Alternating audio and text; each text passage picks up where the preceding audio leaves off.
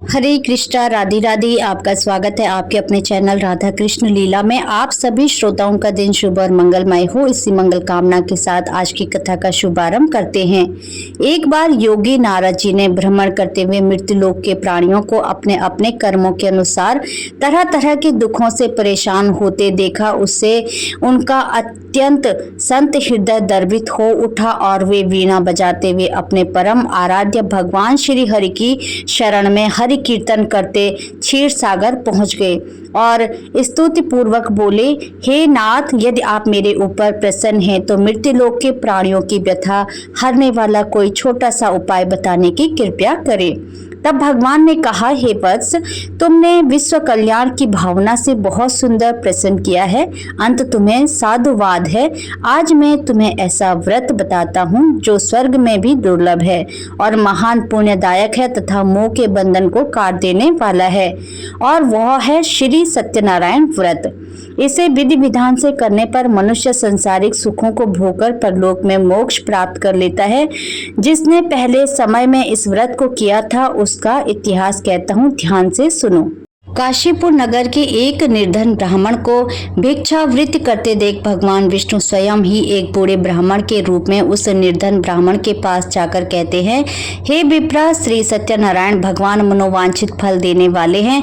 तुम उनके व्रत पूजन करो, जिससे करने से मनुष्य सब प्रकार के दुखों से मुक्त हो जाता है। इस व्रत में उपवास का भी अपना महत्व है, किंतु उपवास से मात्र भोजन ना लेना ही नहीं समझना चाहिए। उपवास के समय हृदय में यह धारणा होनी चाहिए कि आज श्री सत्यनारायण भगवान हमारे पास ही विराजमान है।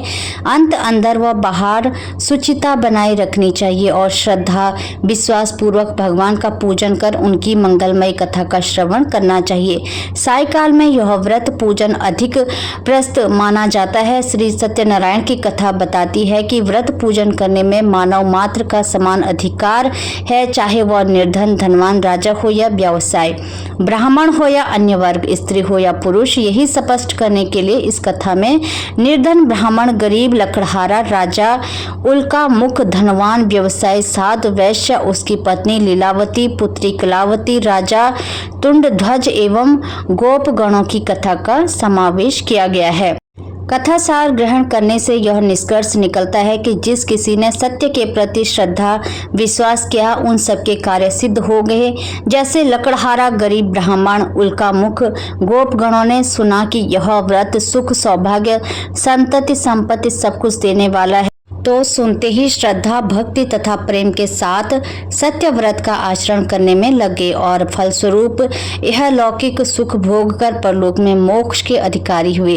साधु वैश्य ने भी यही प्रसंग राजा उल्का मुख से विधि विधान के साथ सुना, किंतु उसका विश्वास अधूरा था, श्रद्धा में कमी थी। वह कहता था कि संतान प्राप्ति पर सत्य व्रत पूजन करूंगा।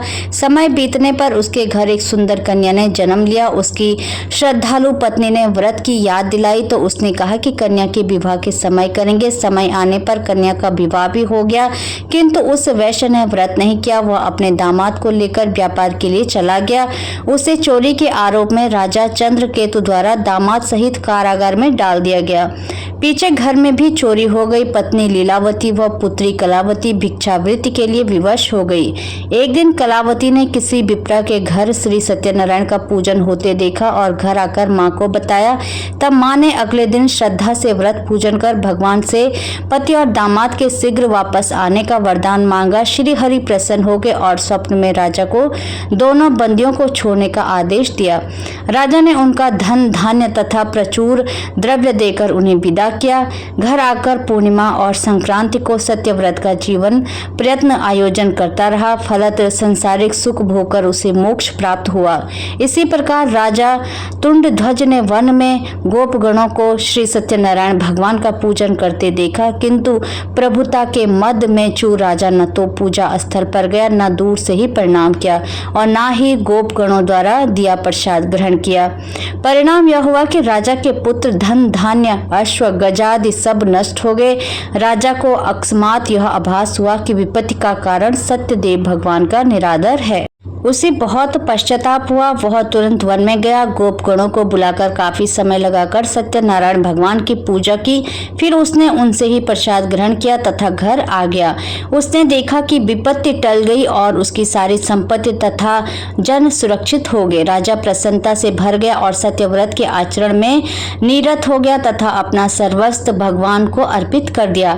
श्री सत्यनारायण व्रत से हमें शिक्षा मिलती है कि सत्य रूप ब्रह्म जीव आत्मा रूप में हमारे अंदर विद्यमान है। हम सब सत्य के ही स्वरूप है, पर माया के वश में आकर नष्ट होने वाली वस्तुओं को संग्रह करने की सोचकर संसार में मग्न हो रहे हैं। इस अज्ञान को दूर करके सत्य को स्वीकार करना और प्रभु की भक्ति करना ही मानव का धर्म है। यही सत्यनारायण व्रत और कथा का सार है।